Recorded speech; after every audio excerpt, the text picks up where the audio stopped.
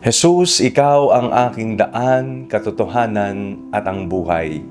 Ako po si Father Fiel Pareha at ito po ang ating segment, ang Daily Devotion, na kung saan tayo po ay magdarasal, magbabasa at magninilay kasama ng salita ng Diyos sa buong taon. Manalangin tayo. Sa ngalan ng Ama, ng Anak at ng Espiritu Santo. Amen.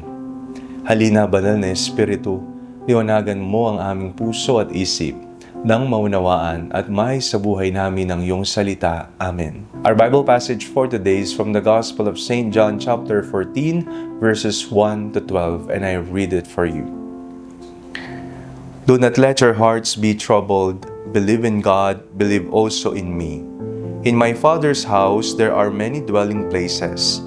If it were not so, would I have not told you that I go to prepare a place for you?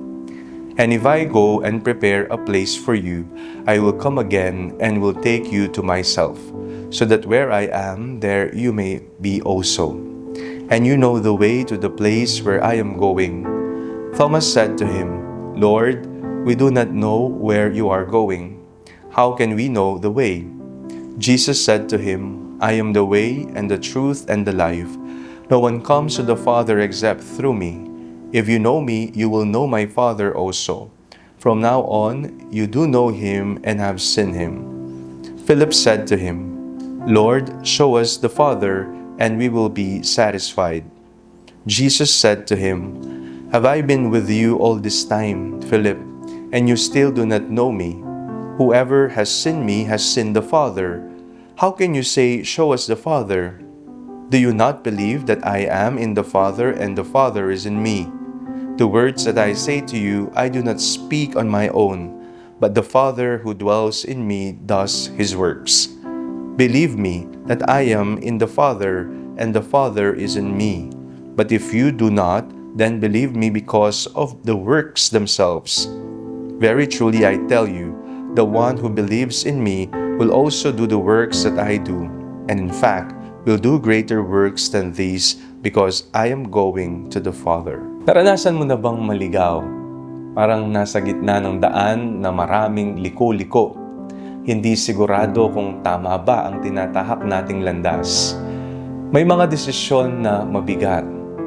May mga tanong na walang kasagutan at mga sandaling tila nawawala tayo. Hindi lang sa direksyon, kundi pati na sa ating sarili. Marami sa atin ang may pangarap pero walang malinaw na landas na tatahakin. May pananampalataya, may halong pagdududa. Sa ganitong sitwasyon, madaling matakot, madaling mangamba. Sa ating pong binasang ebanghelyo, sinabi ni Jesus, Huwag kayong mabalisa. Ako ang daan, ang katotohanan at ang buhay. Siya mismo ang daan. Ibig sabihin, ang hinahanap nating direksyon sa buhay ay hindi lang plano o desisyon. Ito ay isang relasyon kay Jesus. Kapag si Jesus ang ating daan, hindi ibig sabihin mawawala lahat ng problema. Ngunit nagkakaroon tayo ng direksyon kahit sa gitna ng kalituhan. Hindi tayo basta naliligaw dahil may kasama tayong gumagabay. At kapag si Jesus ang ating katotohanan, natututo tayong makita ang buhay ayon sa pananaw ng Diyos. Hindi po ayon sa takot o kasinungalingan ng mundo. Natututo tayong magtiwala kahit hindi malinaw ang lahat. At kapag si Jesus ang ating buhay, nagkakaroon ng lalim at kahulugan ang ating pag-iral. Hindi lang tayo nabubuhay para makaraos. Nabubuhay tayo para magmahal, maglingkod at makiisa sa Kanya. Ngayong panahon ng Pasko ng pagkabuhay, pinapaalalahanan tayo na ang ating Panginoon ay buhay. Hindi siya malayong Diyos. Siya ay kasama natin sa ating paglalakbay. Para sa mga hindi alam kung saan pupunta, si Jesus ang sagot. Para sa mga taong nawawala, siya ang daan pabalik. At para sa mga pagod at sugatan, siya ang buhay na nagbibigay pag-asa. Handa ba tayong magtiwala sa Kanya?